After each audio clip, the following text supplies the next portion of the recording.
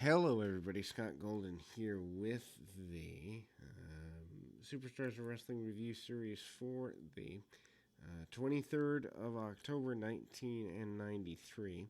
Start with Doink the Clown. Doink the Clown, of course, babyface now. And I personally think his best run was as a heel, but it is what it is. Barry Horowitz is the adversary for the day. Punch, kick, clothesline, and a couple of arm bars. Obviously, Doink doesn't even get out of his ring jacket very quickly.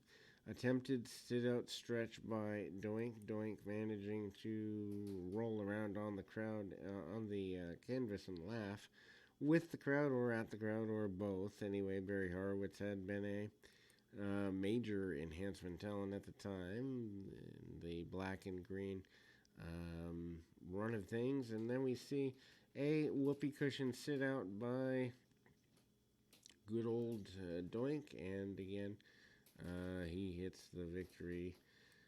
Interview for the Foreign Fanatics team. Quebecers with Johnny Polo and Ludwig Borga and Yokozuna, Mr. Fuji, and Jim Cornette.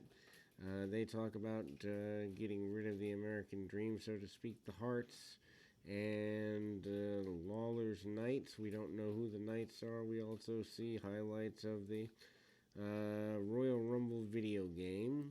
Before going back to the ring, Bastion Booger is our awaiting individual in the ring. Not exactly a guy worth writing home about. Mike Shaw and Munkin Singh in Calgary, a much better run. Roy Raymond is here in the enhancement role. Hard shots by Booger, and he manages to take the man to the outside of the ring, squash him against the steel post, among other things.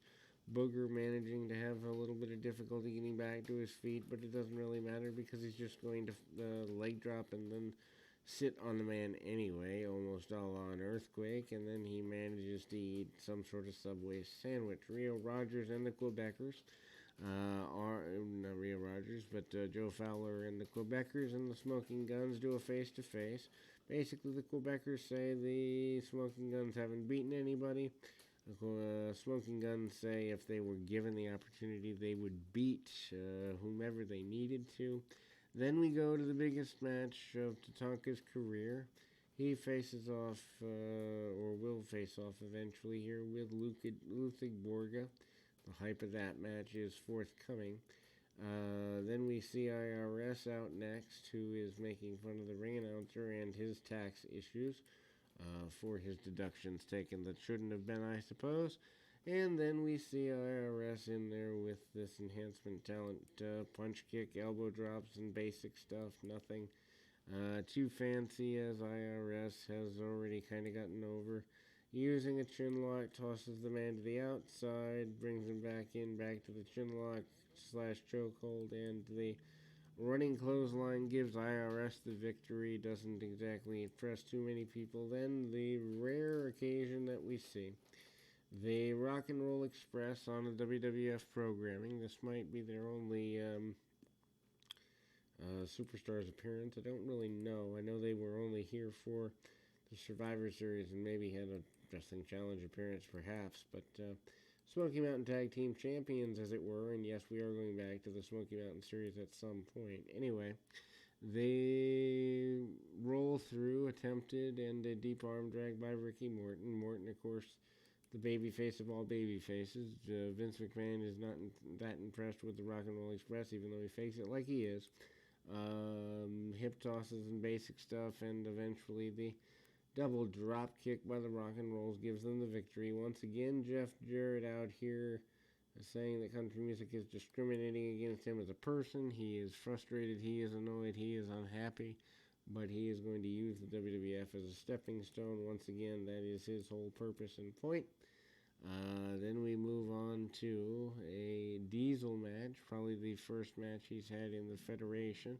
Of course, doing the bodyguard gimmick thing before that for Shawn Michaels. Punch, kick, basic stuff, back elbows by Diesel. Diesel is not taking too much a backward step here. Diesel manages the power bomb and the gut wrench suplex, and ultimately hits a clothesline. And pretty well, pretty aggressive with the enhancement talent to say the very least, and hits the Snake Eyes, and over we go. More Survivor Series report. This time, the Head Shrinkers, Booger, and Bam Bam Bigelow are the adversaries for the four Doinks. They are making fun of Doink, Dink, Bozo, and Ronald McDonald, according to Luna, basically implying that whoever the clowns bring are going to be clowns anyway. It is not known that they are going to be the Bushwhackers and friends.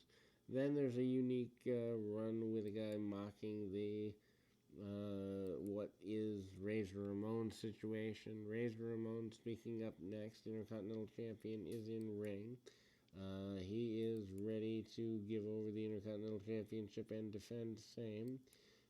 Razor is probably one of the top baby faces at the time. He is obviously facing off with an enhancement talent here. Punch kick, fall away slam, back suplex, and the Razor's Edge gives Razor his victory here. Diesel out, almost challenging Diesel and friends out to challenge Razor, and the heads up with the Heavenly Bodies, and the Rock and Roll Express doing the face-to-face gimmick, basically building their Survivor Series match for the Smoky Mountain Tag Team titles. Cornette is extremely annoyed and frustrated going forward. Ludwig Borga says he's going to end Tatanka and his American Dream next week, and we will close with that on that note. We'll be back with more right after this.